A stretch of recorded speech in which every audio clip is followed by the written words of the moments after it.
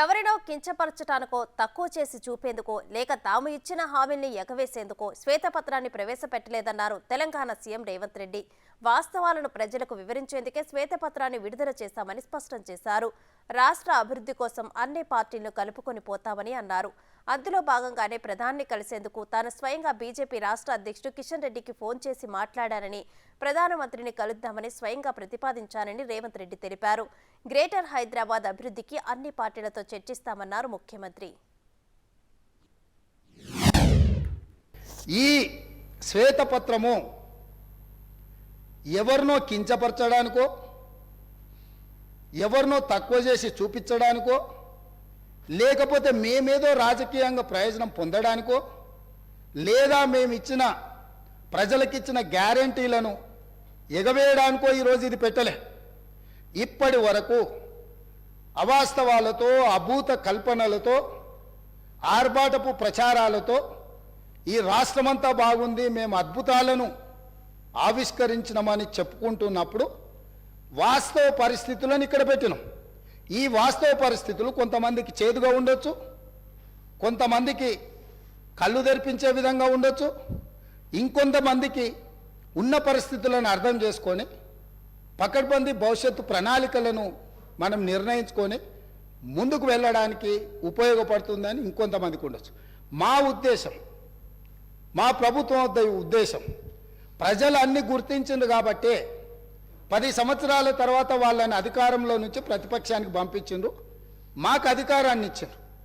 అధికారం ఇచ్చిన 10వ రోజే ఎందుకు ఈరోజు ప్రజల ముందు ఈ వాస్తవాలన్నీ పెడుతున్నాము? ప్రజలకు నిజాలు చెప్పి మనకున్న పరిస్థితిని వివరించి కష్టమైన ఈ ప్రభుత్వం నిస్సహాయులకు సహాయాన్ని అందిస్తుంది, అర్హులైన వాళ్ళకు అవకాశాలు ఇస్తుంది, మీకు అండగా నిలబడుతుంది అని చెప్పడానికి ప్రభుత్వం ప్రయత్నం చేస్తుంది అధ్యక్ష. ఇందులో ఎవరు వ్యక్తిగతంగా తీసుకోవాల్సిన అవసరం లేదు అధ్యక్ష. దీంట్లో ఏముంది? మేము ఈ మొత్తం నివేదికలో ఎక్కడైనా 42 పేజీల నివేదికలో ఎవరినైనా నిందించినట్టు కానీ ఎవరినైనా వ్యక్తిగతంగా దూషించినట్టు కానీ ఇక్కడ నివేదికలు ఉన్నాయి అధ్యక్ష. నేను ఒక ఫోటో మీకు చూపించదలుచుకున్నా అధ్యక్ష. ఈ ఫోటో చూడండి. వీరు ఇక్కడ పక్కన ఉన్నాయన డాక్టర్ వైఎస్ రాజశేఖర రెడ్డి గారు కీర్తిశేషులు. ఈ పక్కన ఉన్నది ఎవరో మీకు తెలుసు కదా అధ్యక్ష. వీరు ఆ రోజు స్వయంగా వెళ్ళి ఆనాటి ముఖ్యమంత్రి గారిని వ్యక్తిగతంగా కలిసి వాళ్ళ మధ్యలో ఏం చర్చ జరిగిందని నేను వివరాలలో జోలికి వెళ్ళదలుచుకోలేదు అధ్యక్ష. ఈరోజు నన్ను ఎవరైనా ముఖ్యమంత్రిగా ఈ రాష్ట్రానికి బాధ్యత తీసుకున్న తర్వాత ఎన్నో రకాల సంస్థలు, వ్యవస్థలు, వ్యక్తులు వాళ్ళు మమ్మల్ని వచ్చి కలుస్తారు. అది మర్యాదపూర్వకంగా కలుస్తారు. మేము కూడా ప్రధానమంత్రి గారిని కలవాలని, ఈ దేశ ప్రధానమంత్రిని కలవడం ముఖ్యమంత్రిగా నా మంత్రివర్గ సహచరుల యొక్క బాధ్యత అని చెప్పి ఈ రాష్ట్రం నుంచి కేంద్రంలో మంత్రిగా వ్యవహరిస్తున్న కిషన్ రెడ్డి గారికి నేనే స్వయంగా ఫోన్ చేసిన. సిద్ధాంతపరంగా మేము భారతీయ జనతా పార్టీని విభేదిస్తాం, కానీ రాష్ట్ర ముఖ్యమంత్రిగా నా కర్తవ్యము నా రాష్ట్రానికి, మన రాష్ట్రానికి కావాల్సిన నిధులను తెచ్చుకోవాలన్నప్పుడు రాష్ట్ర కేంద్ర ప్రభుత్వాల మధ్యన సత్సంబంధాలు ఉండాలి అని మేమే ఒక అడుగు ముందుకేసి కేంద్ర మంత్రి కిషన్ రెడ్డి గారికి నేను స్వయంగా ఫోన్ చేసిన. మీరు ఒకసారి ప్రధానమంత్రి గారితో మాట్లాడండి, మనం వెళ్ళి కలుద్దాము, మనకు రాష్ట్రానికి సంబంధించిన ఏమైనా నిధులు తెచ్చుకునేది ఉంటే డెఫినెట్గా చేద్దామని. ఎందుకు? మేము బేసిజాలకు పోదలుచుకోలేదు. స్వార్థపరమైన రాజకీయ ప్రయోజనాలని ప్రభుత్వం ఆశించడం లేదు.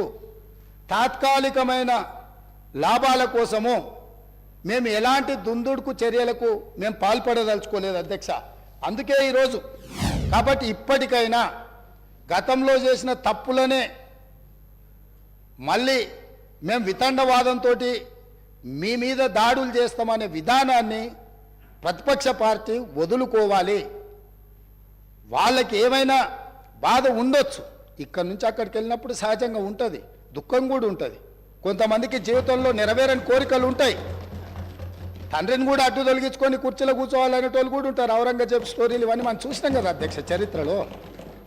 సో వీటన్నిటిని దృష్టిలో పెట్టుకొని వాళ్ళ కుటుంబంలో ఉండే తగాదాలను తీసుకొచ్చి సభలో ప్రస్తావించడం ద్వారా సభ యొక్క ఔన్నత్యాన్ని, గౌరవాన్ని తగ్గించే విధంగా వ్యవహరించొద్దు.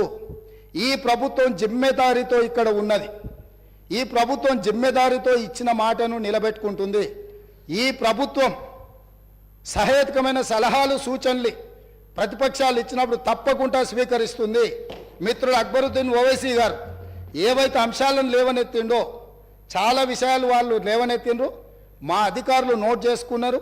తప్పకుండా ఆ అంశాలను అన్నిటిని కూడా మేము పరిగణలోకి తీసుకుంటాం, పరిష్కరిస్తాం. గ్రేటర్ హైదరాబాద్ ఎమ్మెల్యేలతోని తప్పకుండా ఒక ప్రత్యేక సమావేశాన్ని ఏర్పాటు చేస్తాం. ఇప్పుడే ఎస్ డెఫినెట్గా అన్ని పార్టీలు ఇట్లేం లేదు, అంటే కొన్ని విషయాలలో అఖిలపక్షాలను పిలుస్తాం. దానికి సంబంధించి అఖిలపక్ష సమావేశంలో వాళ్ళందరి సూచనలు తీసుకుంటాం. కొన్నిసార్లు సభలకు రాని ప్రజలలో ఉండి పోరాటం చేసే రాజకీయ పార్టీలు ఉన్నాయి. కొన్ని ప్రత్యేకమైన పరిస్థితుల వల్ల సభలోకి వాళ్ళు రాకపోయి ఉండొచ్చు. ఫర్ ఎగ్జాంపుల్ సిపిఎం, ఎర్రజెండా అంటే ప్రజల కోసం ప్రజల తరఫున కొట్లాడతారనే పేరు ఉంది. సిపిఐ నుంచి anywhere representation is there. CPM లాంటివి, న్యూ డెమోక్రసీ లాంటివి కొన్ని ప్రజల తరఫున కొట్లాడే సంఘాలు పార్టీలు ఉన్నాయి. వాళ్ళందరినీ కూడా తప్పకుండా ఈ ప్రభుత్వం అఖిలపక్ష సమావేశాలకు పిలిచి వాళ్ళ సలహాలు సూచనలు తీసుకొని మేము ఏం చేయదలుచుకున్నా ఫస్ట్ మా ఆలోచన విధానాన్ని సభలో డాక్యుమెంట్ రూపంలో మేము ముందు పెడతాం. మీరిచ్చే సలహాలు సూచనలు తీసుకున్న తర్వాత వాటిని చట్టాలుగా శాసనాలుగా మారుస్తాం. మేము చర్చకే పెట్టకుండా మా ఇంట్లో కూర్చొని మా ఇష్టారాజ్యంగా మేము ఏక వ్యక్తి నిర్ణయాలతోని ముందుకు వెళ్ళదలుచుకోలేదు.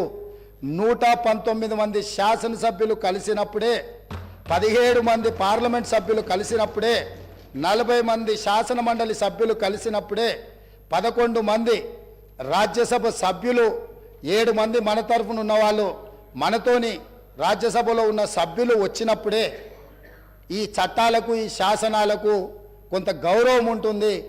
ఆ అంశంలో అందరినీ పరిగణలోకి తీసుకొని తప్పకుండా ముందుకు వెళ్తామని చెప్పి మీ ద్వారా సభ్యులందరికీ నేను చెప్పదలుచుకున్నాను అధ్యక్ష. ధన్యవాదాలు.